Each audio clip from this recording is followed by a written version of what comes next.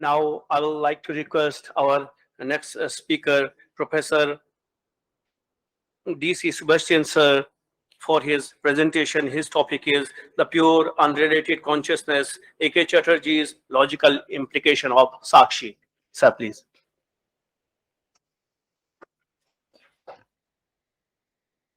Thank you, Dr. Jaisingji. Pardon? Okay. Okay. Thank you. Thank you, Dr. Jaisingji.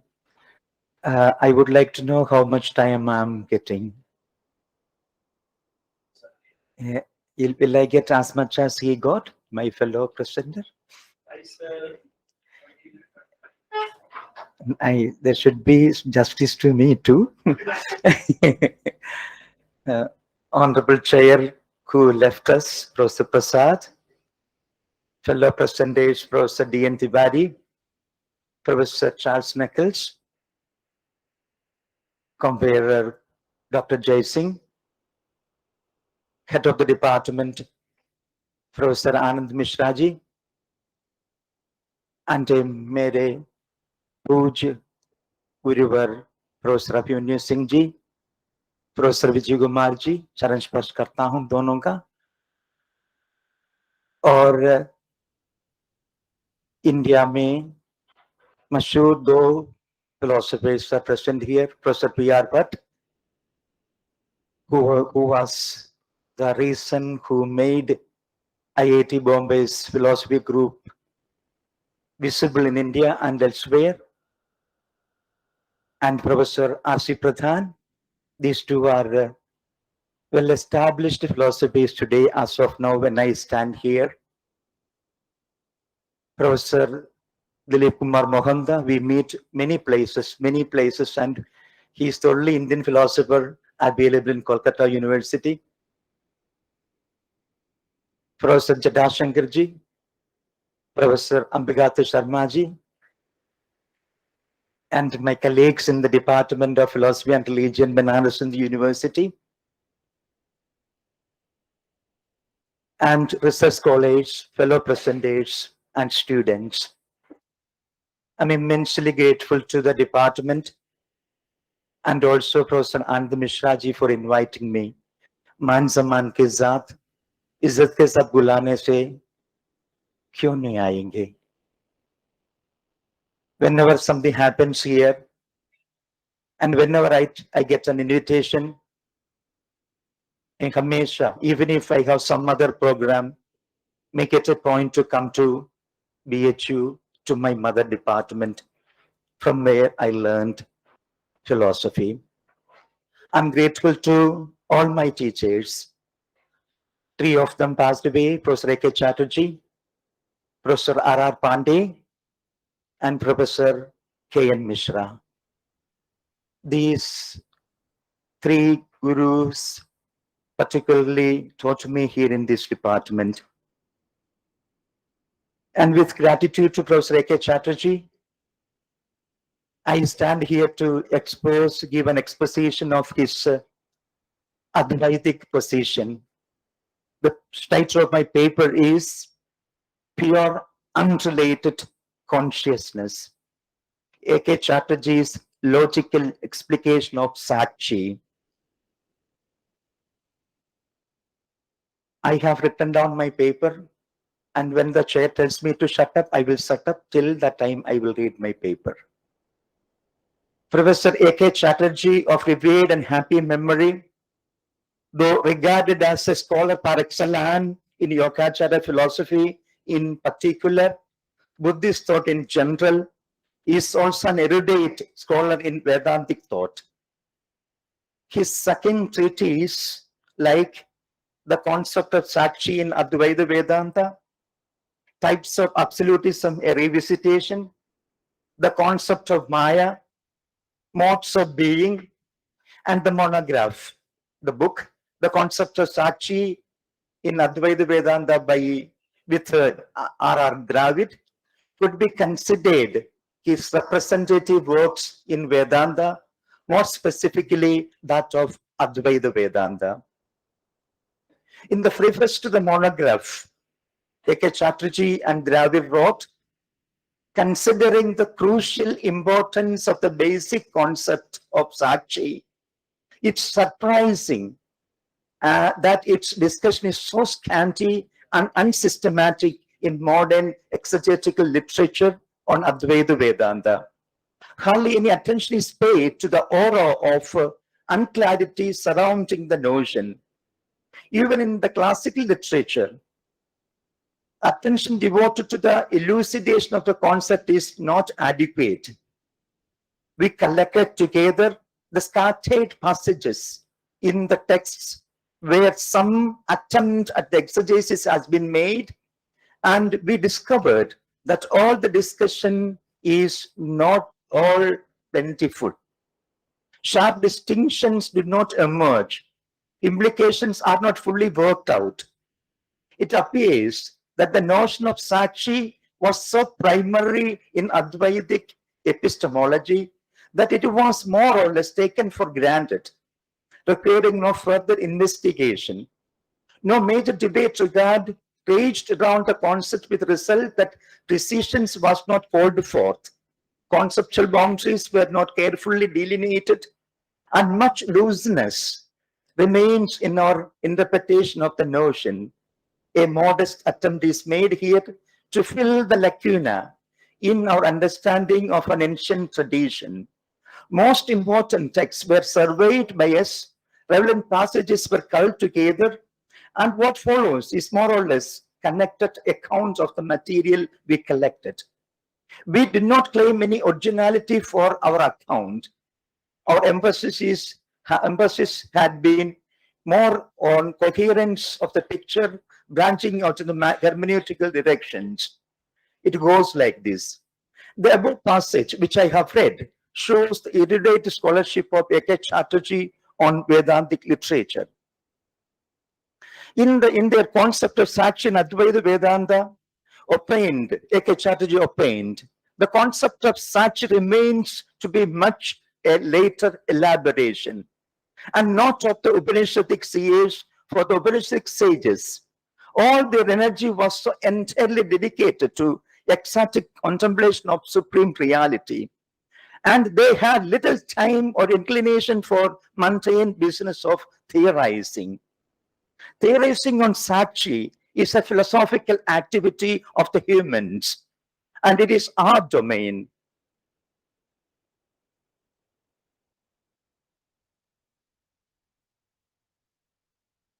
Anything?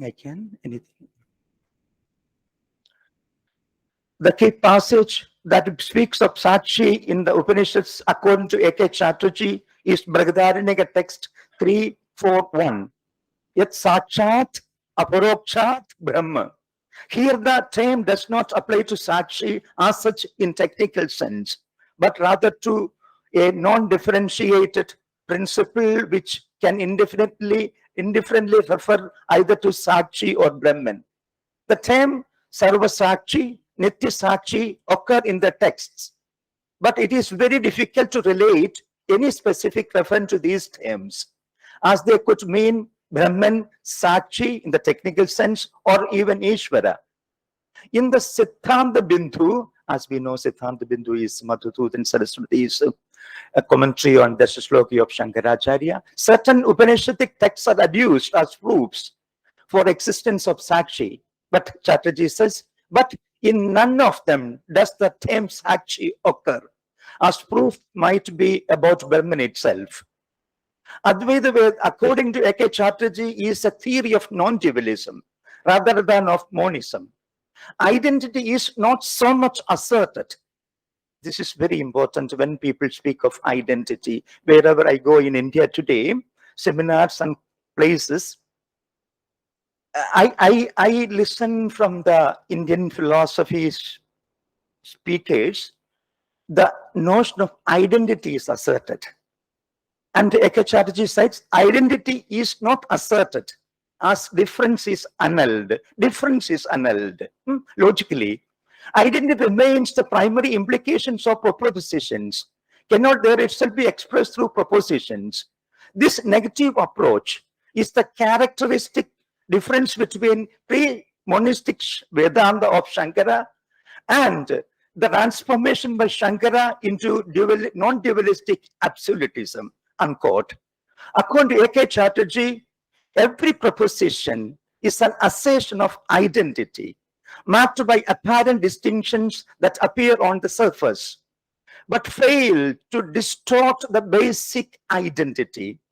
The task of philosophy is to remove these build-ups and not to, I quote, not to establish the underlying identity which is given in revelation.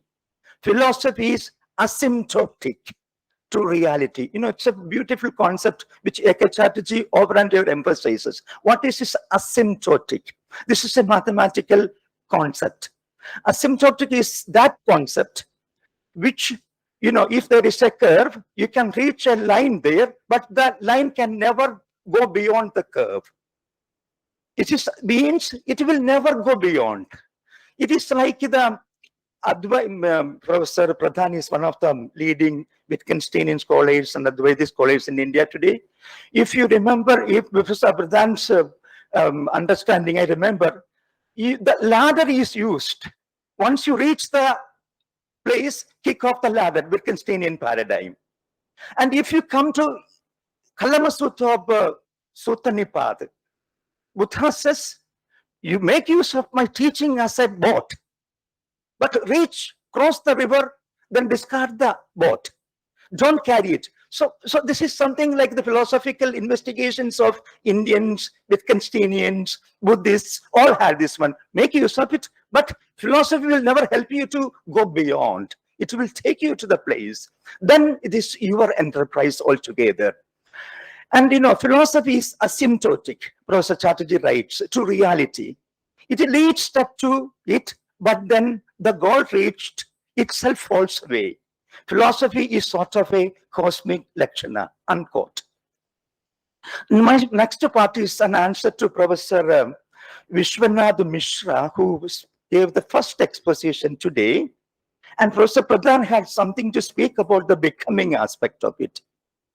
And if you know the Advaitic paradigm, it's a realistic position. And if you read Rasbihari Das, and if you read T.R.V. Murthy, and if you read A.K. Chatterjee, their understanding of Vedantic paradigm, it's not an idealistic position. And this is what I would like to say, where becoming is core of the system. Being and becoming. This is what I would like to answer to Vishwanath Mishraji, who spoke in the first session. Why Sākṣī? In Advaita Vedanta, Brahman is the ultimate reality, the one without a second, non-dual, the only reality. It's neutral and passive. It is uttered beyond all language, beyond even conceptualization. A.K. Chatterjee writes, if we are left with such a completely transcendent reality, it's difficult to see what can do to motivate us and enrich the spiritual pilgrimage towards liberation. In non-duality would seem to preclude the very possibility of empirical existence. There would be no striving for progress, since there would be nobody to undertake such striving. Then there would be no problem and consequently no philosophy as solution to the problems. There would be no revelation to whom the revelation is directed. There would be no world, no bondage, unquote. Hence, the way out is the philosophical predicament is the notion of Sākṣī. A.K. Chatterjee would explain it in this way. Reality, therefore, has to be shown, not merely as sheer transcendence, something out there, but as complete immanence, as the indwelling essence of everything that appears to be. Transcendence, bereft of immanence, itself postulates a duality, and as such militates against the non-dual nature of reality. There is no incompatibility between these two aspects, which are really two facets of the same situation. No, it is not a coin. Professor Chatterjee always will make it as a contextualizing situation. If empirical existence had a substantial reality of its own, we could talk of transcendence of Brahman as opposed to its immanence within empirically. Upanishads therefore declare that the world is not. Brahman alone exists and as such is transcendent. It is also the reality of the world in the sense that when the hollowness of pretensions of the latter is realized, Brahman alone is left over, unquote. As far as the world is concerned, it has therefore to be shown how the real gets involved in the unreal.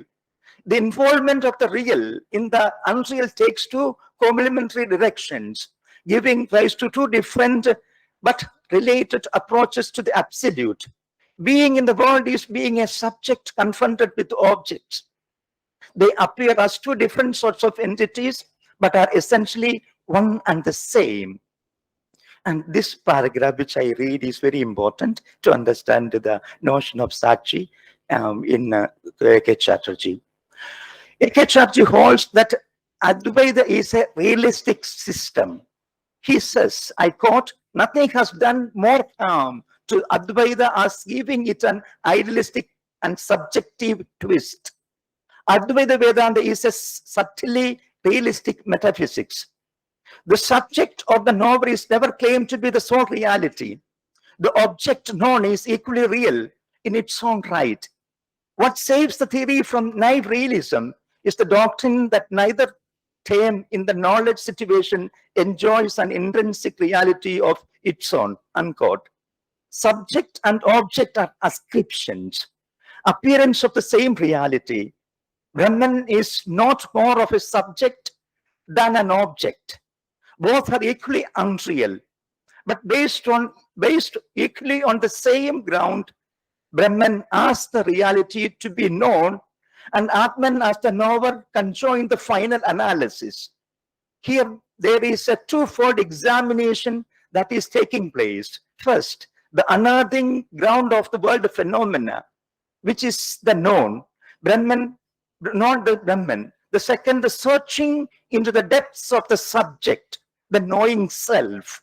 The knowing self is a matter of interest because it realizes and illuminates its object.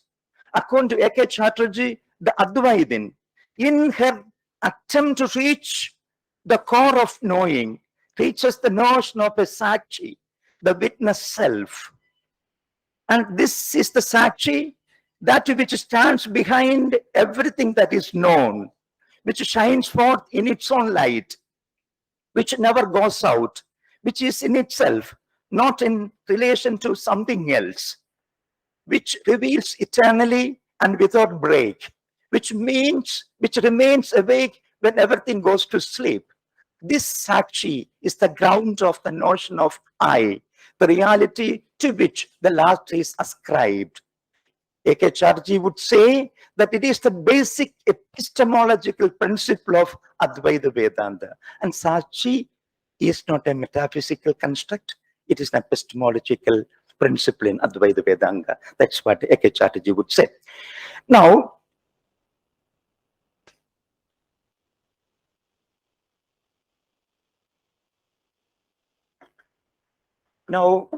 Professor Chatterjee explicates logically the concept of Sākṣī with 5 examples. And that's more important. And if there is no time, I can skip that also after saying, but let me read. When you say, you tell me to stop, I will stop. I'm an obedient speaker. In order to lay bare the notion of Sākṣī from the Advaitic, in the Advaitic literature spread out and systematic and haphazard, unquote, manner, A.K.Chatterjee in his analysis brings together the evidence adduced and arrange it under 5 different overlapping categories. They are argument from deep sleep, argument from dream consciousness, argument from illusion, argument from internal states of emotions, and argument from waking experience. 5 modules are there. The first is the argument from deep sleep. In the deep sleep, the sensory knowledge is obliterated, and all means of referring to the sleeping I, the consciousness become unavailable. Though consciousness has to be postulated as being present during sleep, the fact remains that it appears to be absent. During sleep, there is a knowledge of the objects, as the senses and mind are dormant. Consequently, the novel function of the I too lapses. However, while waking up, one realizes that one is the same person and a different personality. The I consciousness of empirical life had therefore been present even during sleep. The sleeping self and the waking I are not different at all. The I had been present without any explicit I consciousness, and the sleeping self was still embodied. When one says on waking up that she slept soundly, she did not know anything, there is a paradox involved here. That not knowing anything is itself known. That not knowing itself, not knowing anything itself is known now. And it must have been that during, it has been there, it must have been known during sleep itself. That is possible only because of the Sākṣī. And this is the logical explanation from dreaming sleep, deep sleep. The second argument is from dream consciousness. A.K.Chatterjee states that the dream contents are really postulations of the mind, though they are being shown up as external. Dream objects do not come from the external world, but are creations of the consciousness. Since senses do not function, consciousness has to create them out of its own resources. And A.K.Chatterjee would say, the importance of the dream state lies in the fact that it is here that the nature of consciousness as self-luminance reveals, revelation becomes more explicit. The specific feature of dreams is that whatever is seen in the dreams is illusory. The ground of the dreams has to be some form of consciousness. This cannot be Brahman, nor it can be the empirical I, Jiva. A.K.Chatterjee would say the most plausible hypothesis is that it is Sākṣī consciousness on which all dream experience is based. The Sākṣī witnesses what are essentially its own creatures. That's second argument, nutshell. The third, he has written pages to explicate this one. I'm just giving the argument. The third argument is from illusion. The illusory is not empirical, and it cannot be known by any pramana. The illusory has no unknown existence, as it is nothing out there. Its whole existence is being perceived. Pratihasa matra shariratva. Its essay is percipi. Its illusory cannot be known by the empirical eye, pramata. For the empirical eye comes to know by some pramana. In illusion, there is a complex character of experience, and A.K.Chatterjee pinpoints for variations in its complex nature, texture, namely adhisthana, avarana, vikshep, and adhyas. And he has given his logical explanation of this illusion in these terms. I just to summarily say, firstly, the adhisthana, the illusory silver on the shell. Silver presupposes the ground, adhisthana, and the reality, the shell. The illusory is predicateless, as it has nothing of its own. There is no illusion without a ground, a locus standi. Secondly, for illusion, the shell should not be known as a shell. It should exist, but it should remain unknown so as to borrow the character of the silver. Shell goes into hiding, avarana. There must be something that covers or hides it. Thirdly, in the silver illusion, there is something that is projected, vikshep, so that the shell is not apprehended and known. Fourthly, the silver that is projected cannot stand on its own, since it has no reality of its own. Shell and the silver are not two distinct entities. A silver here is nothing in itself, and it can exist only as embossed or put upon the shell, adhyas. It is the shell that is appearing as silver. Thus, illusion is highly complex operation. Its content is not real, nor it is unreal, as silver is identical with the shell. Illusion is thus a real, unreal confirmation. In illusion, there is a judgment that this is silver, and it is both real and unreal, true and false. Here, the real and the unreal are both equally objects of Sākṣī, which reveals everything. The fourth argument, I should start up. The fourth argument is from emotions, feelings. That also, Chatterjee argues that there is a Sākṣī which gives you that one. And the fifth one is from waking stage. And this is a lucid, wonderful exposition. And logically, he is arguing how it is. I'm not reading. I conclude. The logical explication of these arguments is the foundational to understanding of Advaita philosophy. And A.K.Chatterjee, to my understanding, succeeds to show that Sākṣī, as they quote, the pure unrelated consciousness, the impartial and timeless witnessing of everything, unquote, without, I quote, equating it with Brahman, the absolute, unquote. The essence of this consciousness is unrelatedness, asanga. It's so pure, and it is not related even to itself in terms of self-consciousness. It is in itself, ensoi, and not for itself, porsoi. For the students, those who are here, let me explain this one. You know, for me, the key to Western philosophizing when it comes to Indian philosophy is Professor A.K.Chatterjee. And A.K.Chatterjee was so much abreast with the Western philosophical discussions and debates of the time. And when I read his Metaphysics, Subjectivity and Myth, and after that his non-speculative metaphysics, these are the wonderful treatises of A.K.Chatterjee, I could not understand much. He told me, go and read P.F. Strawson's Individuals. So after reading Strawson's Individuals only, you can think of a speculative and non-speculative metaphysics. So Professor Chatterjee was so much aware of what is being discussed in the Western philosophical arena, and he could understand those things and apply this one as a tool to fathom and expose Indian philosophy. And you know, today, wherever you go, my students who are youngsters, your future, our philosophy's future is in you. There is so much of romanticization and things taking place.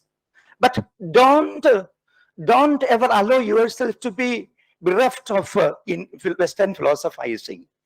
Philosophy is philosophia perennis.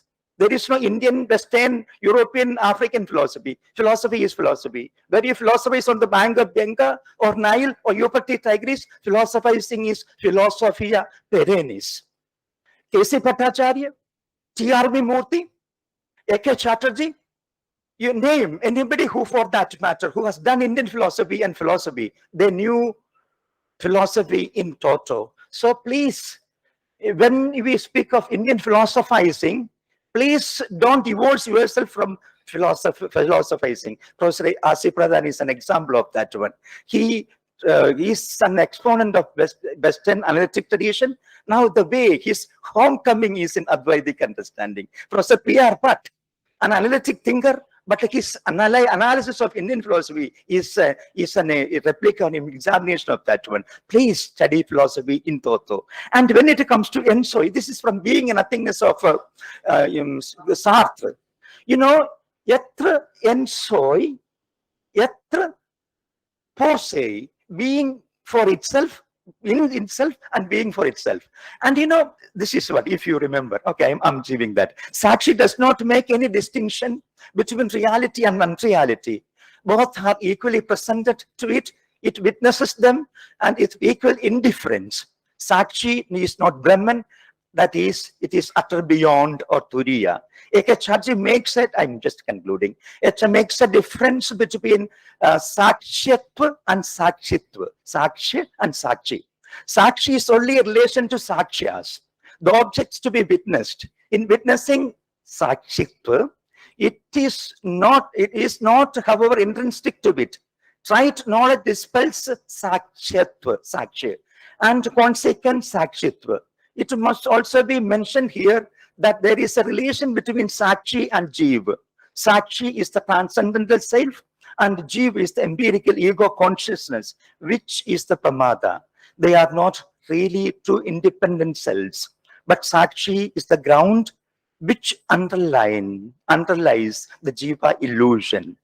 While Sākṣī is unrelated and unmodifiable, Jiva is relational and sense of I, gets modified owing to the change in its external adjuncts. The Sākṣī is not in bondage, but nor it can be described as free. In this paper, I have made a modest attempt to map and fathom the conception of pure unrelated consciousness that A.K.Chatterjee explicated in his work on logical basis. As A.K.Chatterjee himself writes, the concept more precise, more securely based on logic and God. If I have succeeded in fathoming the notion and presenting his views, then I consider my effort as a tribute to that great teacher and philosopher and great thinker of our times by the name Professor A.K. Chatterjee. Thank you so much.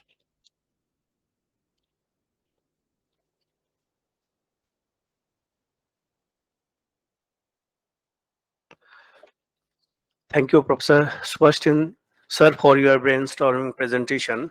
Now questions are invited, if anybody. Yes, please.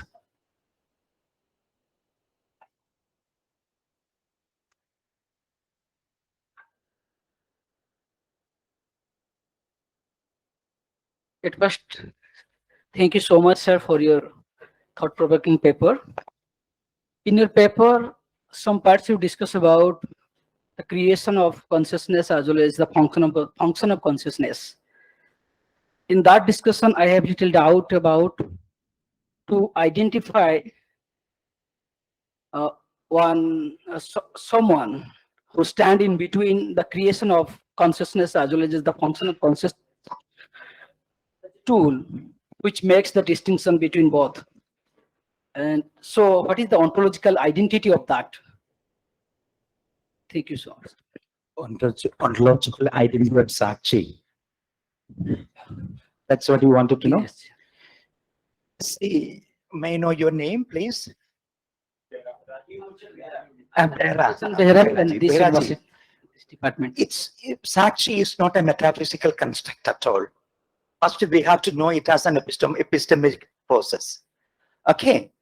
And what is important in Chatterjee never calls it as an ontological principle.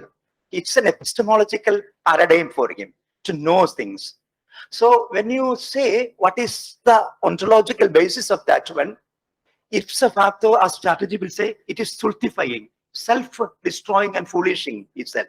Because it doesn't want to speak of Sākṣī as an ontological principle at all. So I understand Chatterjee well, what he says, but I'm not able to answer you. Thank you, sir.